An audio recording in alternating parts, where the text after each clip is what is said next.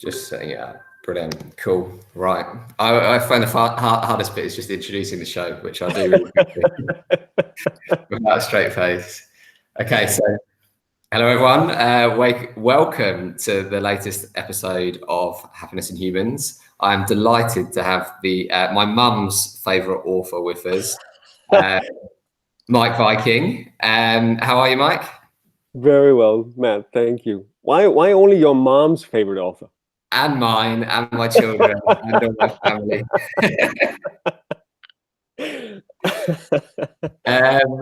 Oh wait, everyone wants to see the witch. It's Halloween. No, I'm not witch. Oh, what are you? I'm not witch. What are you dressed as? Oh, she is a witch.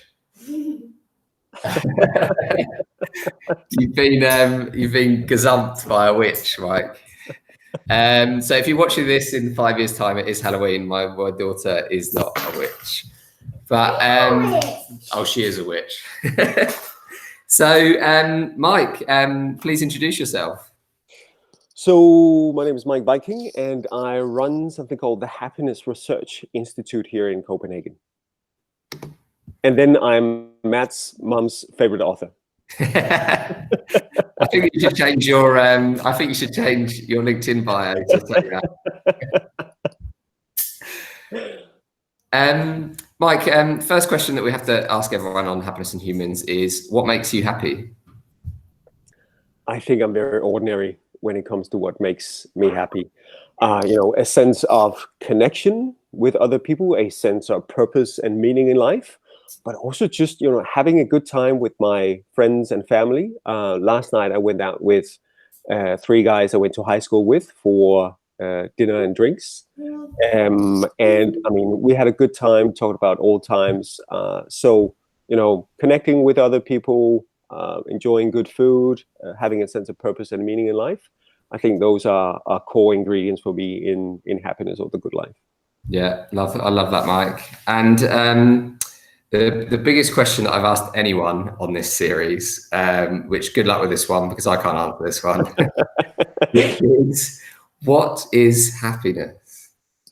Happiness, whether we talk about happiness, well-being, quality of life, the good life, to thrive, all of those are umbrella terms, right? They're complex, wide terms that we might have different sort of perceptions of. So you have one idea of what happiness is to you, I might have another one. And basically what we need to do with those complex terms is just break them down and look at the different ingredients or the different sort of dimensions they consist of.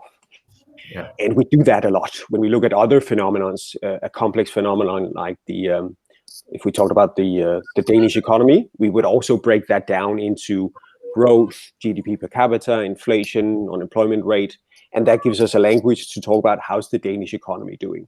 So with happiness, we also need to break it down and look at the smaller bits. So we can talk about sort of overall life satisfaction, how happy are we with the life we are living. We can look at what kind of emotions do we experience on a daily basis. I know you're an expert in that. We can look at, do people have a sense of purpose and meaning in life? So breaking happiness down into smaller bits, I think, help us have a better conversation around happiness or the good life. When you break happiness down, Mike, have you ever been surprised by anything when you've been doing that? Yeah, I mean, I'm easily surprised. It's interesting to see when we break happiness down into those different components, how factors impact those components differently. So for instance, day of the week, if we look at what kind of emotions do people experience on a daily basis, yes, then we can see it matters whether we ask them on Mondays or Fridays and Saturdays, right? Yeah. So people report more positive emotions on Fridays and Saturdays than they do on Mondays. Yeah. It doesn't impact when we ask them about how satisfied they are with life. Consider the worst possible life you could live, the best possible life you could live. Where do you feel you stand right now on a scale from 0 to 10? It doesn't matter that it's Monday, it's rainy, it's gray. I can abstract from that notion.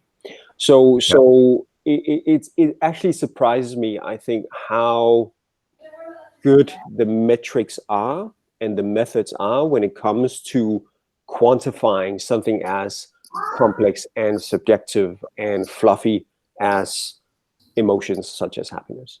Yeah, no, thanks, Mike. And I reckon I'm going to estimate that this is the 450,000th time you've been asked the following next question. And maybe I'm short, maybe I've a low estimate, but what is HYGGE?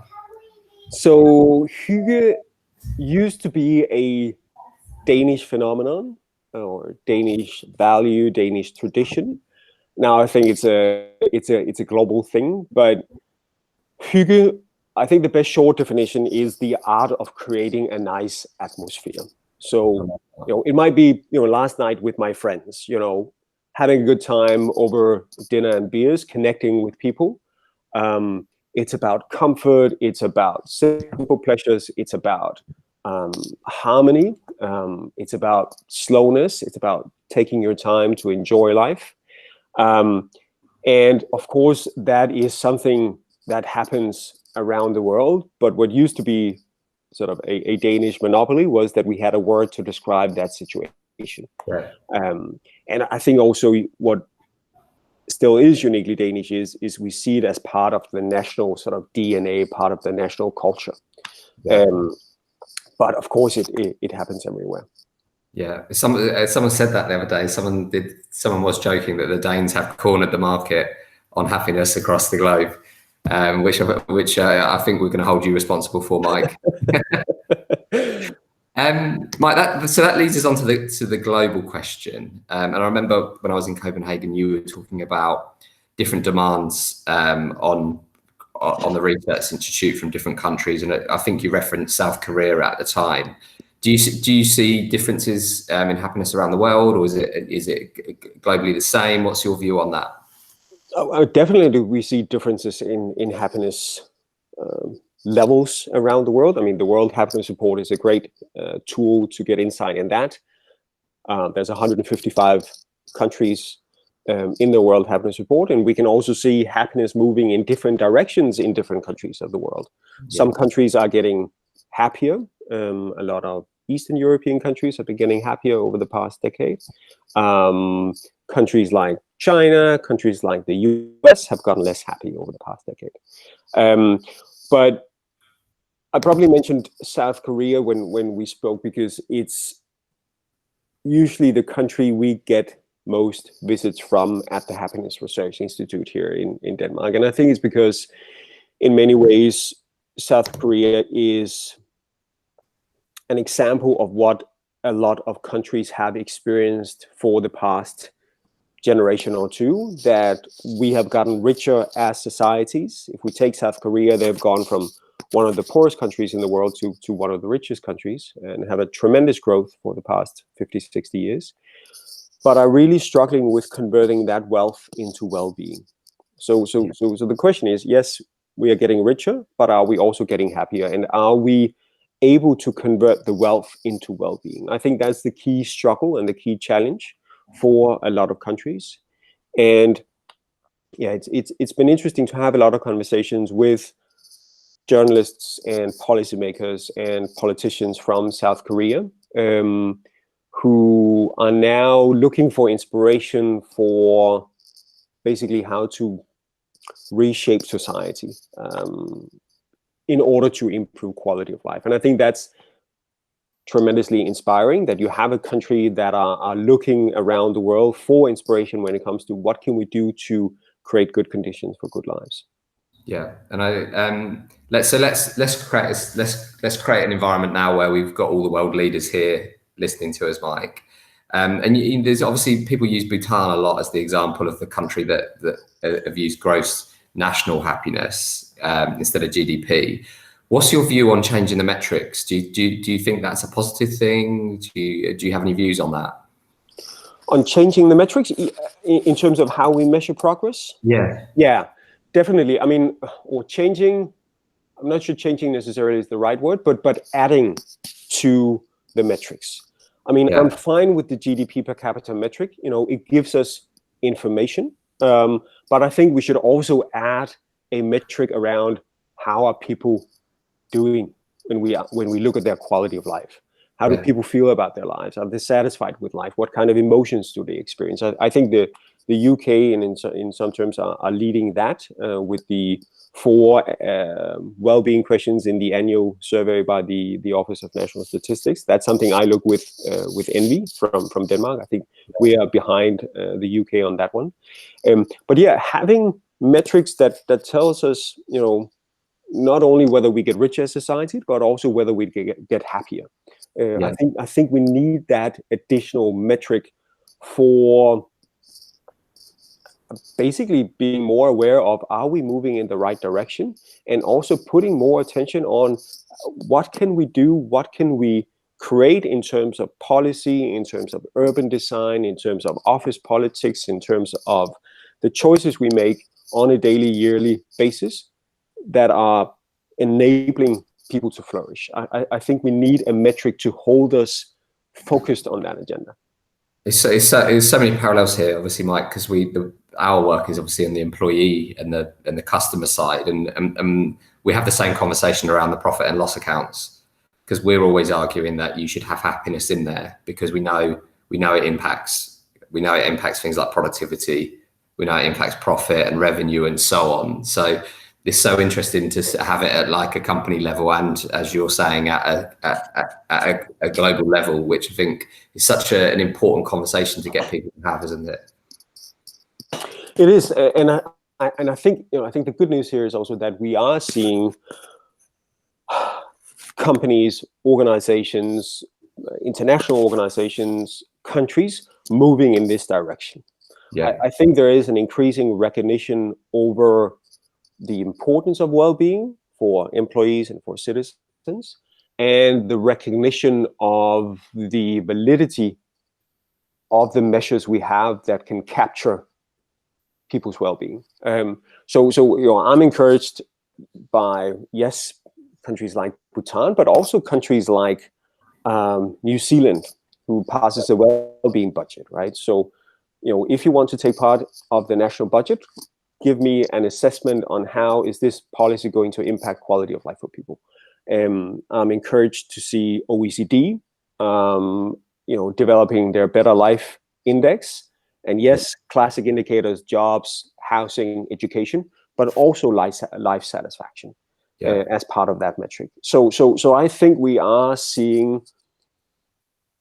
more countries moving in this direction for sure. Yeah, and one thing that worries me though is on this is a lack of people sharing data on it. So you may or may not have got it in your press today, but there was a huge vote this week in the UK where politicians voted to take away free school meals from children, which is made a lot of people angry, including myself. And it wasn't even a close vote. It was 60. It was a majority of 60 to not continue the free school meals for children.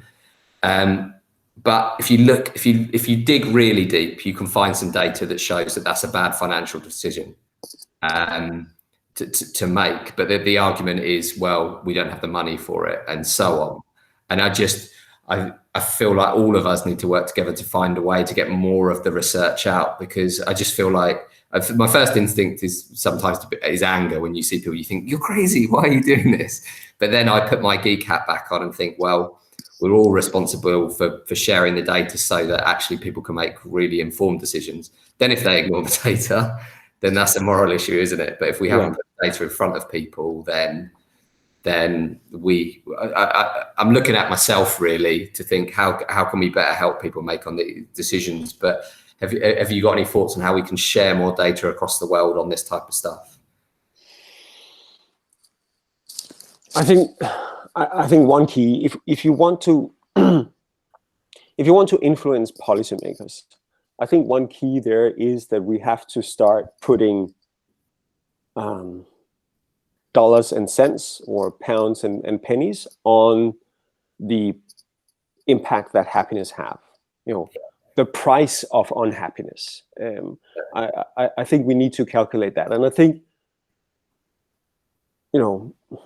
that's often how we convince policymakers and politicians, by showing them what is the impact when it comes to sort of the financial impact of improving quality of life for people. So, for instance, what we are doing now is we've been looking at how does people's quality of life, how does different diseases impact quality of life among people.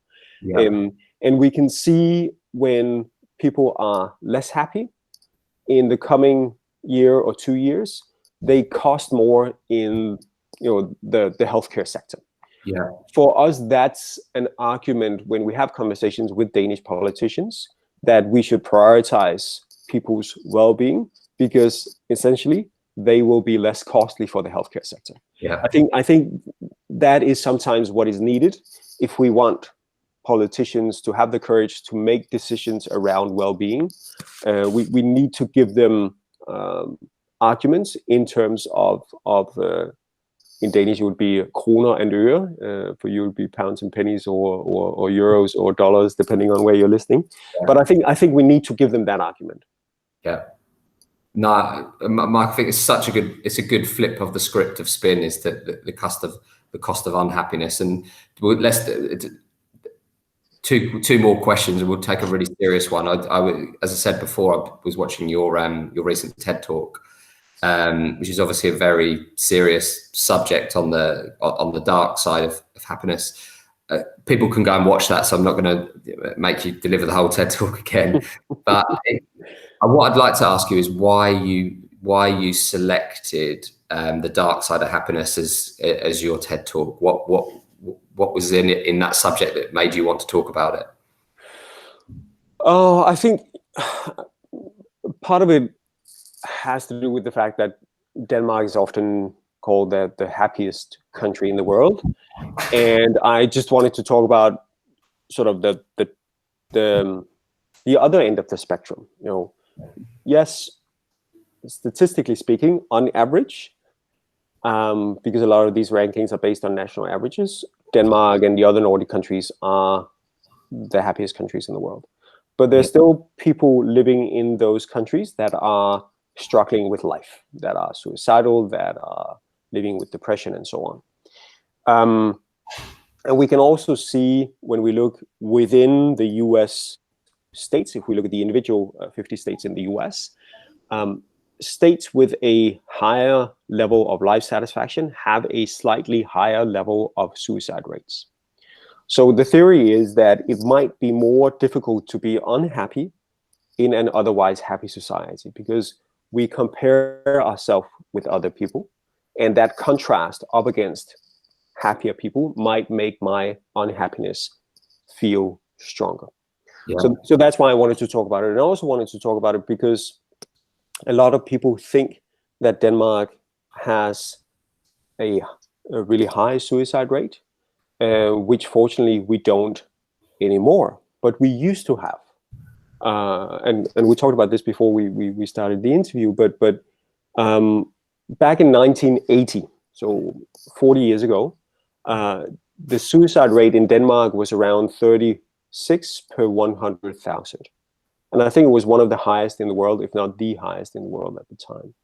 So 36 per 100,000 40 years ago. And now it's around 9 per 100,000. Yeah. So it's been reduced greatly.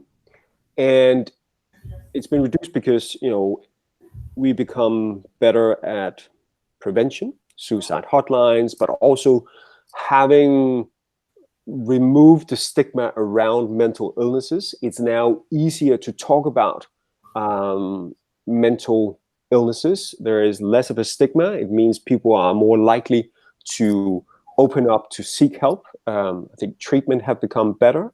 Some of the methods that people were applied have been removed. So there's a lot of different reasons why Denmark have been able to reduce suicide levels to that extent. And I think that's an encouraging message because we are seeing still a lot of countries struggling with high suicide rates. Yeah. So I think that's why I thought it was important. And I think it's important also as a happiness researcher, not only to focus on the 9s and the 10s on the scale from 0 to 10 when we look about life satisfaction, but look at the entire spectrum of life satisfaction. And I think also coming back to the whole policy area, I think we have an obligation also to focus our efforts to where well-being is most scarce. So that's why I wanted to dive into that subject. No, I'm so pleased, and anyone that's listening, please do go and listen to it. I think it's really powerful and important stuff, Mike. And just one other build on it. One thing that in our own understanding of happiness at the Happiness Index, we've advised all our clients and we've done it ourselves to take out targets on happiness. And obviously we were talking about metrics earlier, because we've evolved our own view away from seeing like low happiness in our system as bad and high happiness as good. And then we now see them as just emotions to learn from. Yeah. And I just, the more everyone talks about this stuff and mental health and everything, the more we learn and the more we evolve our views. So thanks, Mike. And on a more, finish on a lighter note, you've decided to pick the biggest ever lockdown the world has ever had to open a museum. Is this just to make us go crazy that you've opened it but we can't come and see it? Tell us about it, Mike. I think it was the other way around. I think the lockdown picked us. So for the past few years, we've talked about creating a happiness museum. Yeah. And it's because at the Happiness Research Institute, we get a lot of mails from people who want to come by and see the office, right? And it's because it sounds like a magical place, right? The Happiness Research Institute. Here's a room full of puppies. Here's a room full of chocolate. Let's see what happens, right? Yeah. But now, of course, most of us are working from home. But back pre-corona, it was a regular, boring office with 9 people sitting in front of computers looking at numbers. Yeah. So quite disappointing when you were expecting, colorful unicorns. Yeah.